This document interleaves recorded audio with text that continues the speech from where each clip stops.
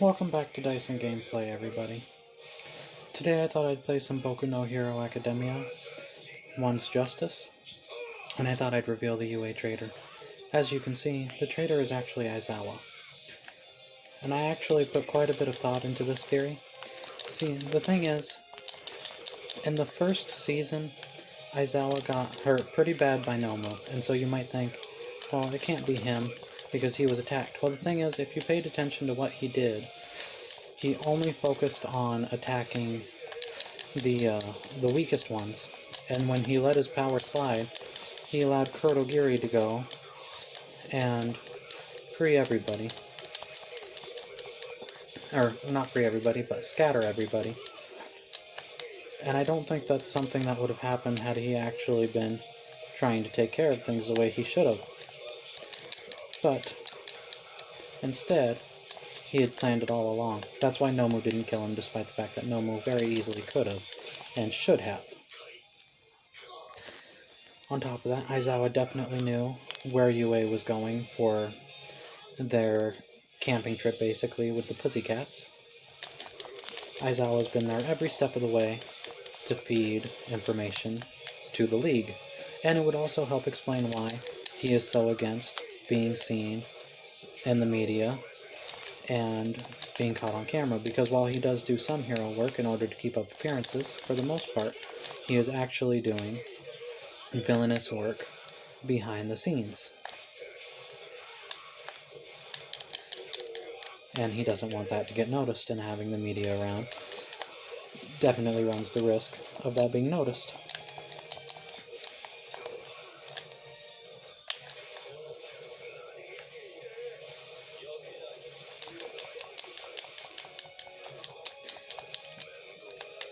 It would also explain why he's pretty lazy when it comes to training UA and teaching their classes. He's always sleeping because he doesn't actually care for them to do good. It also would explain why he would fail entire classes rather than teach them to have the potential that he sees they lack.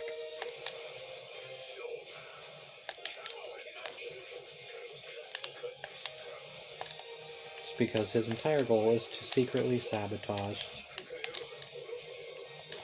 the heroes.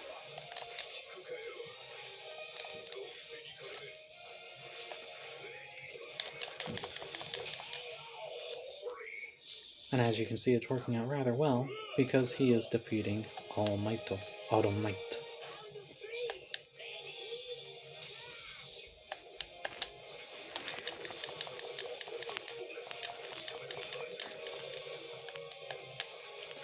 I find it to be an interesting theory, and I wouldn't be surprised if it ended up being true, because you're not expecting it to be Aizawa, and the ones that you don't expect it to be are the ones that it usually ends up being.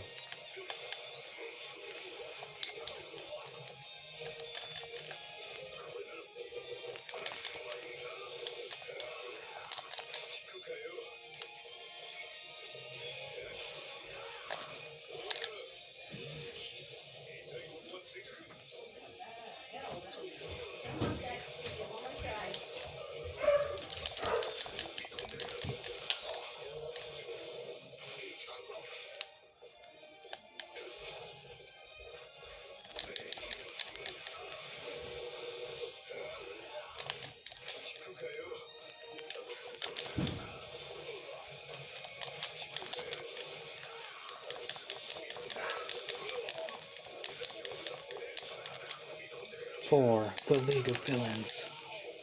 Yes. As you can see, Aizawa has won. And now we'll move on to the second potential UA traitor. Alright, we're about to start the second battle, where we will reveal the second potential UA traitor. Another character where you wouldn't expect this to be the traitor, but it is an interesting theory with some foundation to it to provide some thought. As you can see, I'm thinking it is Tokoyami. Now the reason for this is he is a part of Class 1A, so he would know what 1A is doing, when and where. And he's got that dark side to him from Dark Shadow.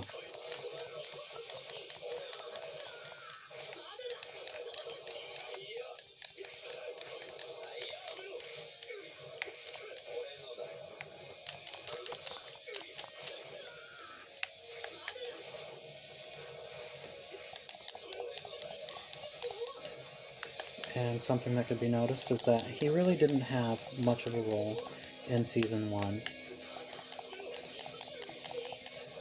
where the League of Villains attacked everybody. And so to me that would make sense that of course he didn't have much of a role and didn't participate much, because he had called them there himself.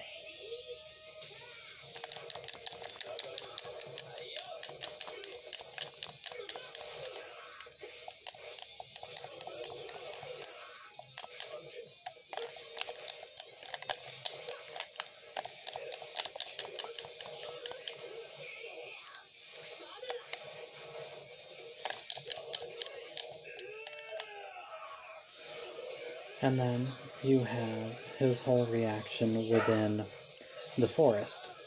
Well, I'm not so sure that he actually lost control, or that he ever loses control. I'm thinking it might be more of a case of he's actually evil and he simply allows that side to show and uses a loss of control as an excuse to let that evil side out.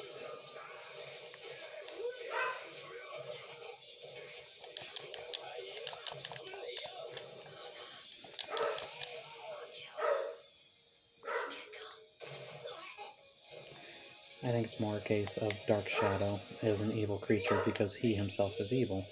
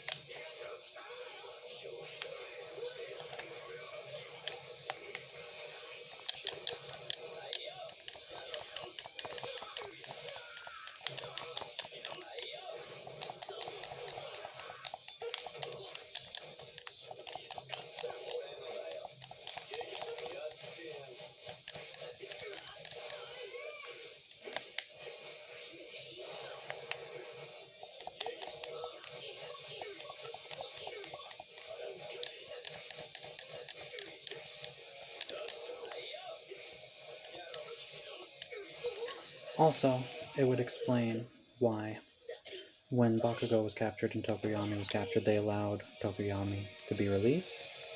It was because he was never actually meant to go with them, because he was actually a part of their team. He surrendered, let them capture him so they would have a way to distract them from Bakugo.